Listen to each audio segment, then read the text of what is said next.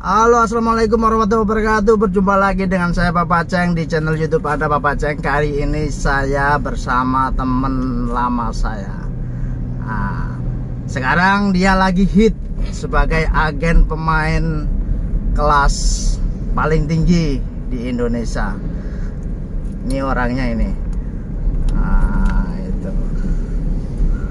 Halo Papa Ceng kelas sekarang. Ini Mas Ali Gaucho. Ini orang kira dia ini dari orang asing, ternyata dari seperguruan di sini, Lamongan asli. Sekarang dia sebagai agen terhit di Indonesia. Mas, siap. Pemain Indonesia yang sampean bawa siapa aja Mas? Yang paling terkenal? Semua terkenal Mas. Ya, yang paling jos lah. Saya tahun ini ada sekitar 12 pemain. Ya. Persija Jakarta 1 pemain asing, Yan Mota. Madura United saya bawa 5 pemain, 4 asing sama 1 lokal. Ada Jamerson da Silva, ada Rafael Silva, ada Hugo Gomez dan Kim Jin Sung yang Korea itu, sama Novan Setio Sasongko mantan Persela. Terus saya bawa pelatih Arema Eduardo. Terus Persis Solo Liga 2 saya bawa Beto Gonçalves, Sandi Sute, Herisus, Alfat Fatir, Fabiano Beltrame. Itu idola saya Mas. Itu, masih Mas. Banyak lagi. Ya itu yang terlalu banyak, nanti waktunya habis. Mas, klub besar Indonesia yang selama ini menggunakan jasa sampean yang paling banyak, klub mana Mas? Ya pastinya Madura, karena saya dari awal saya belajar seperti ini dari Madura, dan kebetulan Madura United ya, kebetulan Madura United mempercayakan kepada saya untuk ngurusin pemain asingnya. Jadi Madura sekarang merambah ke Persija, terus sama Persis Solo itu. Gitu ya. Terus ceritanya bagaimana Mas? Kok tahu-tahu sampean ini jadi agen yang paling top saat ini? Enggak lah, jangan. Bener, jangan saya lihat top. paling top lah. Masih belajar. Iya, soalnya apa? Masih belajar Mas. Persis Solo, Erick Thohir, anaknya Erick Thohir aja minta sampean. Ceritanya bagaimana itu? Cerita kalau kinerja saya cuma satu kayak gini Mas. Jadi kita belajar harus amanah, jujur, kerja keras, itu aja nomor 1 kan. Dan tetap low profile, tetap tidak boleh sombong, tidak boleh apapun gitu. Seperti itu sih.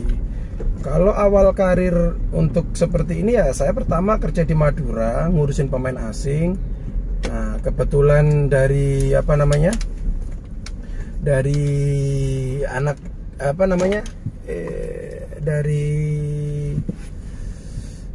dari situ kan kita akan kenal banyak orang sih Mas. Oh gitu ya. Dari situ kita banyak kenal kan, kita banyak kenal orang, kita kenal manajer, kita kenal pemain, kita kenal semua. Jadi dari situ komunikasi, kita ngobrol, ya seperti itulah. Dan saya juga kan basicnya kan dulu pemain bola. Oh iya jadi tahu lah. Iya. Sampai ketemu terakhir saya kan waktu main di Persela Junior ya.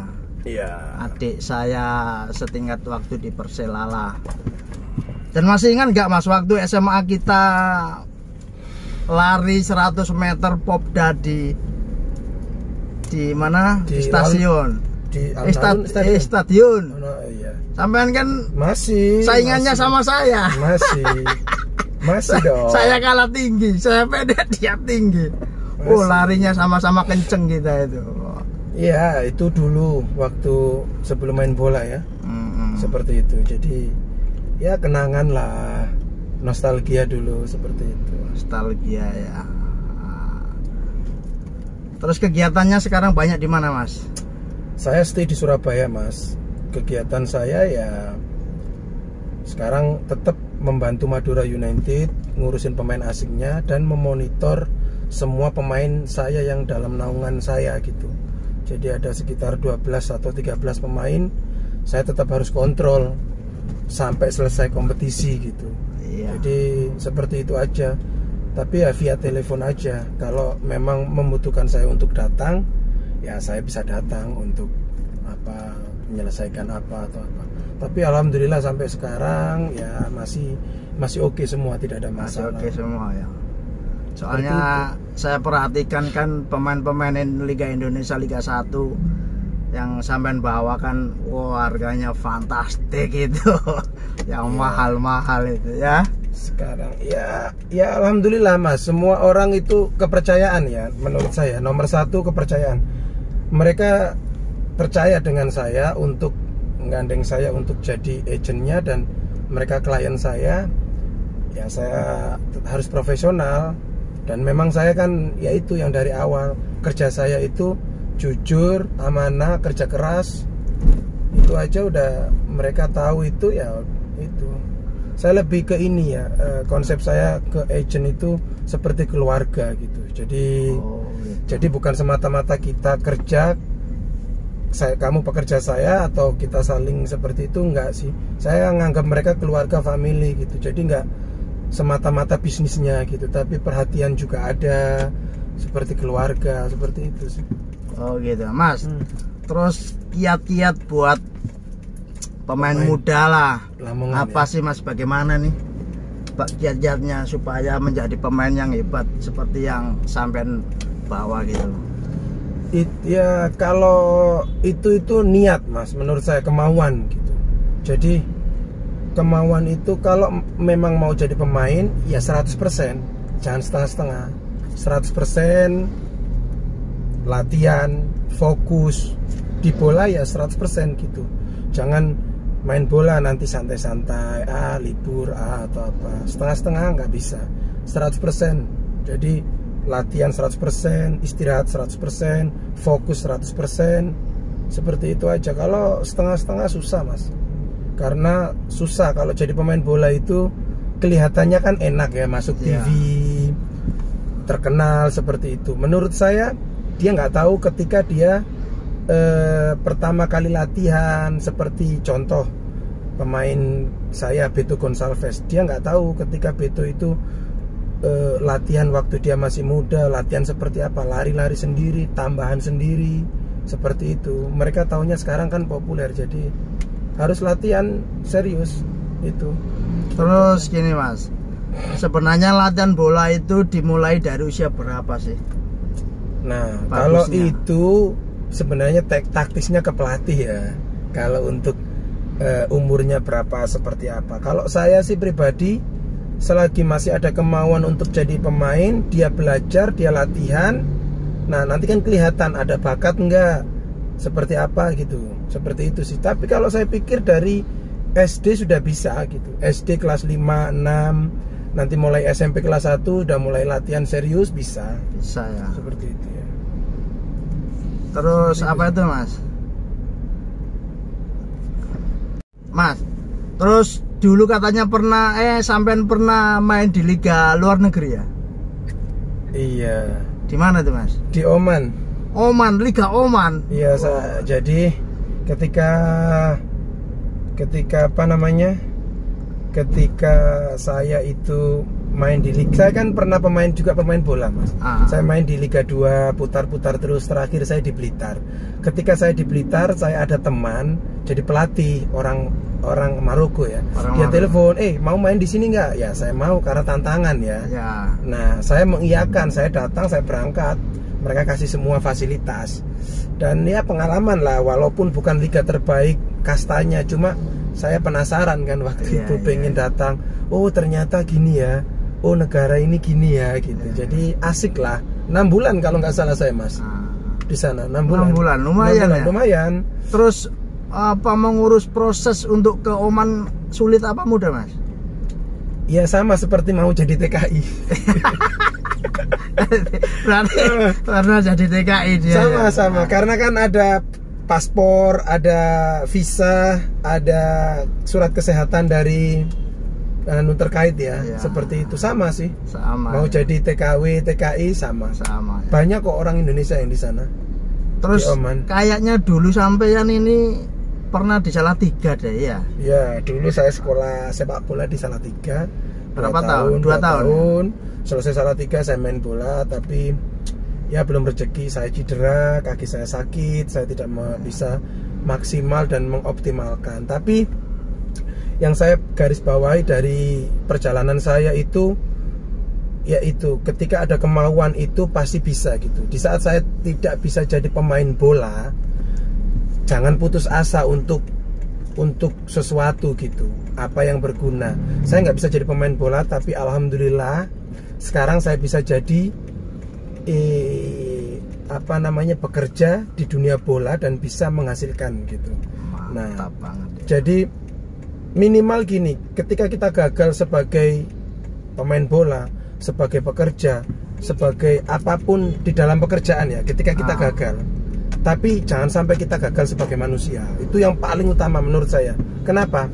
Kita sudah gagal di dunia ini, tapi jangan gagal di dunia lain gitu. Oh, mantap. Itu mantap, menurut mantap. saya ya. Ya, itu yang paling, yang bisa membuat saya survive sampai detik ini. Karena gini Mas, Papa Ceng, saya mulai dari nol. Saya mulai supir di Madura, saya supir. Iya, supir 1 tahun. Pernah cerita itu ya? Saya supir 1 tahun di channel YouTube-nya teman saya ya. Saya cerita 1 tahun saya jadi supir dengan gaji yang sangat minim ya. Tapi saya survive, saya nggak ada masalah. Yang penting saya gimana caranya saya maju. Saya ambil semua ilmu, semua ini semua saya ambil. Ya alhamdulillah sekarang saya menikmati hasil saya sendiri. Ya alhamdulillah gitu. Ya nggak bisa materi bukan yang paling utama menurut saya, tapi ketika kita bisa kerja terus dan dipercaya orang, kita bisa menghasilkan materi itu gitu. Oh gitu ya menurut saya. Mas, saya kan sering lah cerita sama teman ya. Ali itu gini. Terus dikiranya sampean ini bukan orang Lamongan asli Mas. Iya. Kok bisa? Oh nggak, banyak yang nggak percaya itu. Ini gak wong Lamongan iki mesti wong bapaknya asing iki. Iya banyak lah. Ya mungkin hitam, mungkin kayak orang Ambon, kayak orang. Saya kecil di Perumnas Made. Ya iya. Saya kecil di Perumnas Made. Terus saya sekarang pindah ke Tambak Boyo ya. Tambak Boyo dekat sini, dan alhamdulillah ya itu. Tapi ya biasalah seperti itu. Mereka mungkin kan face-nya atau apanya kan nggak ini. Tapi ya yang penting sehat itu. Tapi mendekati orang-orang Brazil dikit lah dia wajahmu ya. Iya. Masa ada pengaruh ketika kita gabung sama orang terus kita bisa berubah? Enggak lah. Itu. Makanya kan banyak yang nggak percaya mana dia orang Lamongan asli. Nah, jadi ada satu yang menurut saya menarik dari cerita saya. Ketika saya bekerja sampai detik ini, saya tidak membutuhkan ijazah sama sekali. Orang tidak tanya ijazah saya, kamu sekolah kelas berapa, kamu sekolah sampai di mana. Sampai detik ini tidak pernah. Dari pekerjaan saya ya, dari awal sampai akhir sekarang ini, yang sampai sekarang ini tidak pernah menanyakan ijazah dan tidak pernah meminta ataupun apapun. Tapi ya alhamdulillah luar biasa gitu.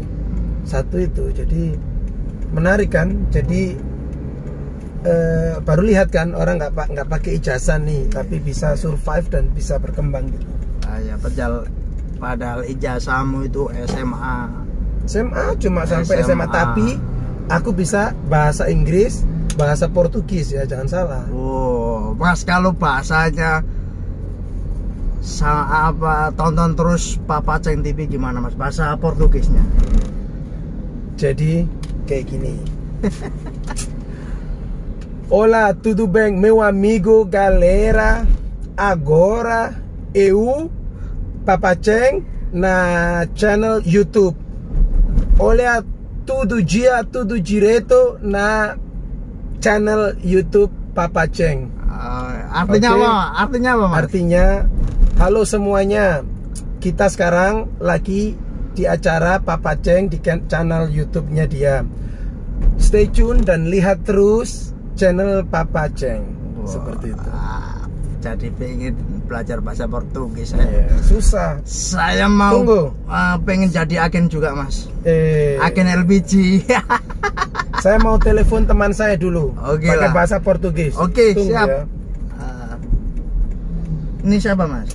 Ini istrinya pemain. Saya mau telepon karena tadi dia minta tolong ke saya karena dia nggak bisa bahasanya kan. Oke, saya mantap. mau telepon dulu sebentar. Oke.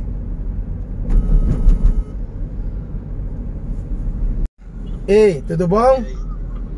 Tudo, e aí? E aí, tudo bom? Fala no meu YouTube, papá. Fala. Fala. Meu YouTube. Fala. Como está? Tudo bom? Fala. Que YouTube, Ale? Não, eu tenho YouTube channel. Você fala. E aí, como está? Tudo bem? Ô, Jaja. E aí, patrão? Fala, papá. Fala. E aí, como está? Tudo bem? No meu celular. Fala. No meu celular. Fala o que, Ale? Fala o que? Olá, tudo bem? Yeah, bagus. Fala. Eu, Rafael Silva. Fala, porra. Rafael. Aqui, ó. Fala pro seu jogador aqui, ó. Jamie, e aí? Oi. Fala. Fala. Tudo bom? Fala, Jamie. Tudo bem, e você?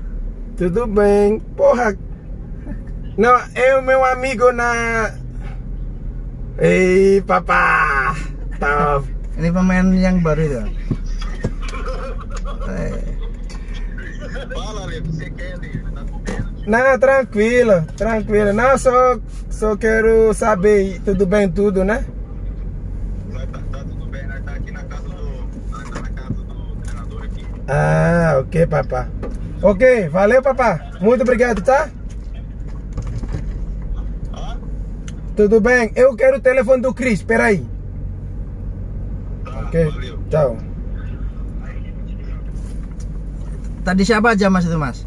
Itu pemain Madura United lagi kumpul mereka semua.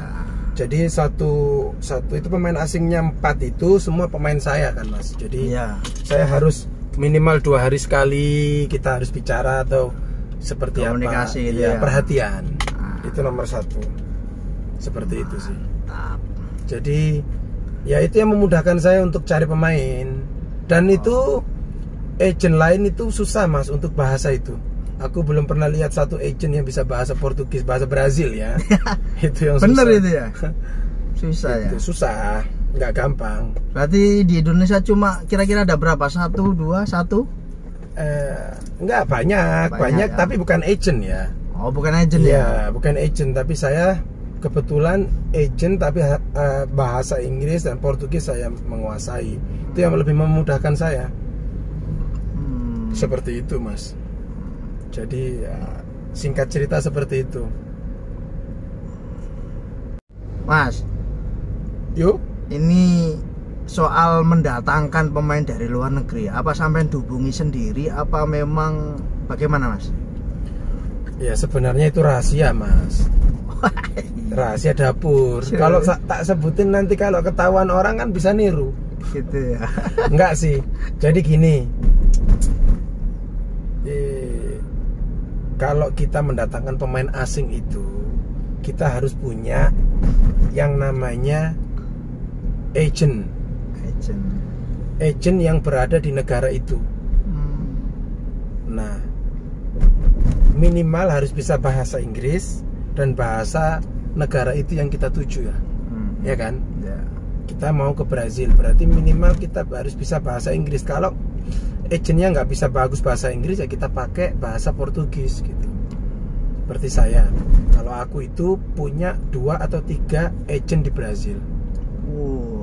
Jadi aku tinggal minta klasifikasi pemainnya, bergaji berapa, posisi apa, mainnya seperti apa, pakai kaki apa, atau apapun klasifikasinya kamu mau, kamu harus kasihkan ke dia. Saya mau ini, kasih 2-3 pemain referensi, kasih ke kita. Ketika kita sudah dikirim 3, kita sortir lagi mana terbaik, kita kirimkan ke klub. Oh gitu ya. Seperti itu. Terus ini sepengetahuanku, Mas ya. sebagai agent kan pasti modalnya banyak lah. Saya baca, terus saya dulu juga pernah bawa pelatih asing kan ke Tira. Persija Trenggalek kan. Persija. Nah, pernah bawa ke situ, saya juga ikut ke situ. Nah, itu kan waktu itu kan dari Inggris, Mas. Itu modalnya banyak banget, Mas. Sampai bawa pemain kelas-kelas gitu, kira-kira modal berapa, Mas? Saya cuma modal omong, Mas. Modal omong ya? Iya. Ya, soalnya udah dipercaya sih. Saya modal omong. Modal jujur Cuma sih sebenarnya. cuma ya pertama kali kan ya pasti ada modal lah. Ya. Nah, ketika kita kerjasama dengan klub, ini seperti apa? Mau pakai uang saya dulu, nanti diganti, atau kalian yang membelikan, atau apapun. Yang penting tetap saya nggak rugi untuk hal seperti itu. Seperti itu. Kadang ada klub yang ya udah kamu tanggung semua dulu, nanti tinggal hitung-hitungan di belakang. Itu ya. Ya ada yang oke, kita bereskan semua. Itu ada, tergantung. Kalau menurut saya nggak ada masalah dua-duanya. Yang penting komitmen aja. Terus ini, Mas, soal fee pemain ya. Itu pemain kelas misal grade lah, grade A sampai grade C lah. Itu fee-nya sama nggak? Misalnya 30% atau 20% kan gitu loh fee-nya. Enggak. Kalau aturan FIFA itu kalau pemain asing itu fee-nya sama. Tidak ada yang enggak gitu. Seperti itu. Itu ya. Kalau aturan FIFA ya sama. Jadi fee itu sama, nggak ada bedanya. Entah pemain bagus, entah pemain biasa, entah pemain tua, muda, apapun, tapi tetap sama. Fee itu sama. Kalau FIFA berapa fee-nya? Nanti saya buka dulu. Saya buka di buku dulu berapa persen. Kalau Indonesia? Sama sih. Sama aja. Jadi fee-nya ikut aturan FIFA gitu ya? Iya, gitu aja. Terus gini, Mas, seperti di luar negeri, di Indonesia juga mungkin ada sih. Terus pemain dibayar atau dibeli segitu, terus digaji segitu. Kalau hitung-hitungan klub tidak rugi, Mas? Kalau maksudnya itu klub itu membayar sekian banyaknya itu rugi nggak gitu? Gitu loh. Ya, yang pasti itu sudah industri, Mas. Dan mulai sepak bola sekarang Indonesia sudah mulai menjadi industri, Mas. Betul. Sudah bisa menghasilkan uang gitu. Banyak klub-klub yang bagus sekarang gitu. Sponsor sponsor masuk terus masuk menghasilkan klub nggak rugi gitu. Itu sekarang sudah industri. Kalau dulu kan beda ya eranya. Dulu kan masih bisa menggunakan daerah kan ya. Sekarang kan nggak boleh, dan banyak klub yang sekarang sudah mandiri.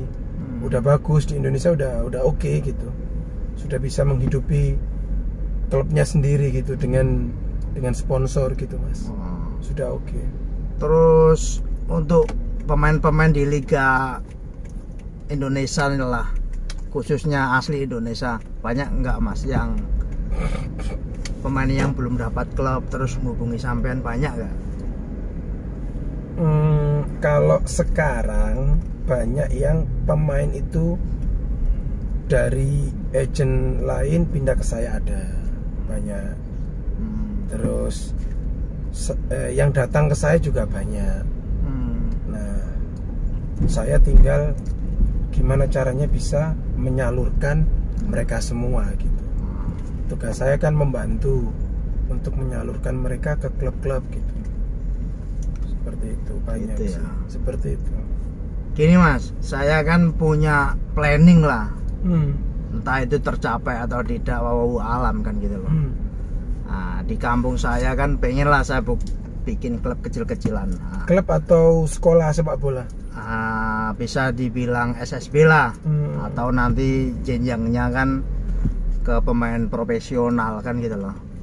Itu kira-kira apa aja, Mas, yang saya lakukan gitu loh, awal-awalnya gitu loh, gimana, Mas? Kalau mau membuat, sebenarnya kalau di desa ya, menurut saya itu lebih bagus sekolah sepak bola gitu, bukan klub. Sekolah sepak bola ya. Kalau sekolah sepak bola itu kan membelajari anak-anak kecil untuk jadi pemain bola gitu. Kalau sedangkan kalau klub-klub itu kan bertanding seperti latihan bertanding, mending kalau saya ya mending kita buat akademi sepak bola atau sekolah sepak bola. Jadi berjenjang dari kelas kelompok umur 12, 14, 16 seperti itu, Mas. Jadi nanti di situ kan ada komponen-komponen yang perlu dipersiapkan, pelatih, administrasinya, terus peralatannya seperti itu. Manajemennya harus Manajemennya bagus ya. harus ada manajemen, harus ada penyandang dananya biar kuat gitu. Seperti itu. Halo guys, teman-teman semuanya, seluruh penonton, jangan lupa like dan subscribe channel YouTube Papa Ceng, karena akan mengupas semua yang ada di dalamnya. Jangan lupa Papa Ceng. Oke, TV. Papa Ceng TV. Ya. Oke, dadah, terima kasih.